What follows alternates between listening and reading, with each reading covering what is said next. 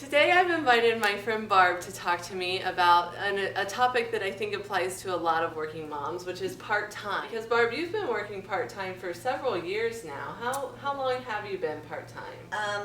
So all of my career has been at one company, and I went part-time after the birth of my second child. So it's been 14 years now. Oh wow. I've managed to stay part-time, and I've done 4 different roles while doing part-time, so 4 different managers. So that's been good. Okay, so when you say part-time, is it half-time or what sort of range have you worked as far as part-time? Good question. So a lot of people, when they hear part-time, think 20 hours, like Okay. half-time. And I've never been that small of an amount of time. I've done 3 days a week, 10-hour days. The benefit to that was I didn't have daycare 2 days a week, which was nice.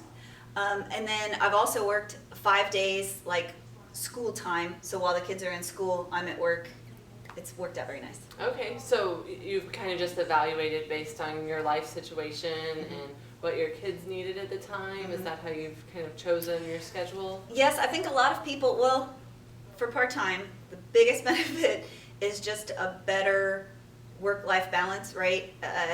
Unfortunately, most of house duties, cleaning, etc., tend to fall on the mom. Maybe because clutter bothers us more. I don't know. But we still feel like there's things we have to do with, cooking and grocery shopping and what have you, and having a little more flexibility at work and working fewer hours, I think tends to make that better for a lot of people. But if you can, with taking a pay cut, if you can cut expenses elsewhere, and childcare is a huge expense, that's a great way to do it. Okay, great. So how did you get your company and your managers on board with moving from a full-time schedule to a part-time schedule? So I'm blessed that the company I work for does have a part-time policy. I'm sure a lot of places do not. At the time, when I first asked for it, I was pregnant with my second child. It was kind of a downturn in the economy, so they were looking for ways to cut expenses. The project I was working on had been delayed. So I kind of went to my manager and I said, so we're looking for ways to cut expenses. With the delay in the project, there's actually less to do. I said, maybe now is a good time for me to ask, can I go part-time? So we started that conversation, that back and forth. What does part-time mean? Is it 20 hours? Those kind of things. So it was nice that a policy was in place to help with that, but I wouldn't think, the way the policy is worded is it is still at the manager's discretion. What tips would you have for moms or even dads who are working full-time and want to go to a part-time schedule? No, good question. So key to that, I think, is, so the more flexibility you can offer your employer anytime is always good. I would see, to start that conversation, is there a way that your part-time schedule could fill a need? So say most people work 8 to 5, but there's an early morning phone call with a global counterpart. Maybe you offer to take that and either shift your schedule, come in earlier, but maybe leave a little earlier. But again, you're filling the need, so that's better for your group or your department. Because that's the other thing, if your coworkers are on board, that helps. The other thing I found that's good is if I am supposed to leave at 3, I block out my calendar so that people see that I'm not there or I'm not available.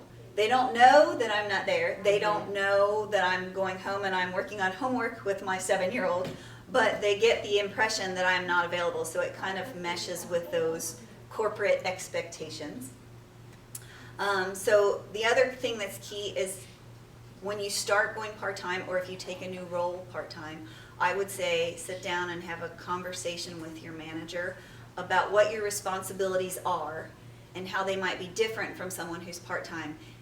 If you don't have that conversation, I think it could lead to confusion or disagreements later on, because you're really setting yourself up for failure. So if you have a full-time role and full-time responsibilities, but you're going to try and get it done part-time, that either means you're taking a pay cut to still put in the same amount of hours as everyone else, or you're going to try and make part-time work but not be fulfilling responsibilities. Is that the right way to say it?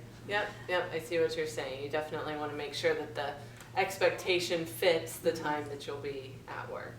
I think the other good thing is to keep having that conversation ongoing. So the more you put yourself out there and have that conversation with your manager or coworkers who might be resistant to say, here's how I'm getting my work done, here's how I'm benefiting, and to have those open conversations to, okay, this didn't work so well, but here's how I'm going to fix it in the future.